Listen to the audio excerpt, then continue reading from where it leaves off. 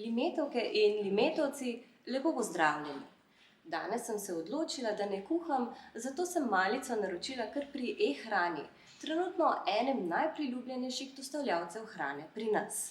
Med številnimi restavracijami na njihovi spletni strani sem kaj hitro našla tisto, ki mi je danes najbolj všeč.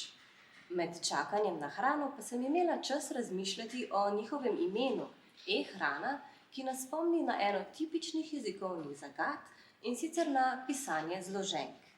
Jih pišemo skupaj ali narazen? Se morda pišejo z vezajem ali pomišljajem?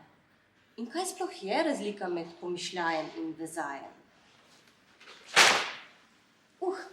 Tale dostava hrane danes pa je bila res hitra, zato se podrobnostim posvetim pozneje.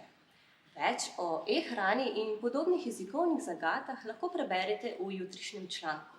Pa še en namig, Miklavž je samo za naše najbolj zveste bralce pustil kodo za brezplačno dostavo hrane pri e-hrani, kar je zagotovo dodaten razlog, da naš članek res preberete.